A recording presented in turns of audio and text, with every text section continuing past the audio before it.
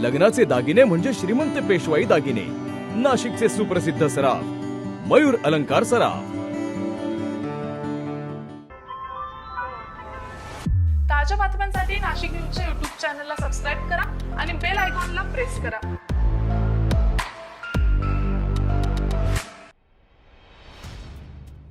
राज्यात विधानसभा निवडणुकीची धामधूम सुरू असताना जवळपास सर्व जीवनावश्यक वस्तूंच्या दरात वाढ होताना दिसतीये।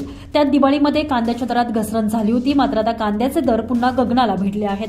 अनेक मेट्रो शहरांमध्ये घाऊक बाजारात कांद्याचे दर अचानक 100 ते 120 रुपये किलोपर्यंत जाऊन पोहोचलेत। कांद्याचे अगर असलेल्या नाशिक जिल्ह्यातही किरकोळ बाजारात कांद्याचे दर 60 ते 80 रुपये प्रति किलो झालेले आहे। कांद्यासह लसणाचे भाव देखील गगनाला भिडलेत। 1 किलो लसूण खरेदी करण्यासाठी ग्राहकांना 400 ते 450 रुपये मोजावे लागतात। त्यामुळे ग्राहक आता कांदा लसूण खरेदी करताना काहीसा हात अखडता घेत आहेत।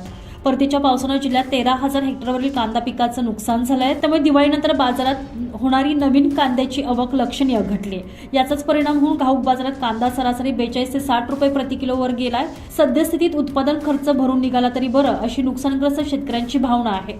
एरवी उन्हाळ कांदा संपुष्टात येण्याची वेळ सप्टेंबर ते ऑक्टोबर आणि नवीन लाल कांदा बाजारात येण्याची वेळ नोव्हेंबर यामधील काळात कांद्याचे दर वधारतात असा अनुभव आहे।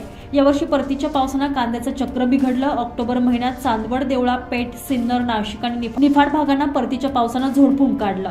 सुमारे 13,000 हेक्टरवरील कांद्याचं प्रचंड नुकसान झालंय। ज्यांनी आधी लागवड केली होती त्यांचा कांदा आता काढणीवर येणार होता, मात्र शेतात पाणी साचल्यानं तो खराब झालाय। सिन्नरमधील एका शेतकऱ्याला शेतात ट्रॅक्टर फिरवण्याची वेळ आली होती। एरवी नोव्हेंबरपासून लाल कांद्याची आवक वाढू लागते, परंतु या परिस्थितीमुळे चालू महिन्यात आवक जेमतेम राहण्याचा अंदाज असून डिसेंबरपासून कांद्याची आवक वाढण्याची शक्यता वर्तवली जाते। Bureau report, Nashik news, Nashik.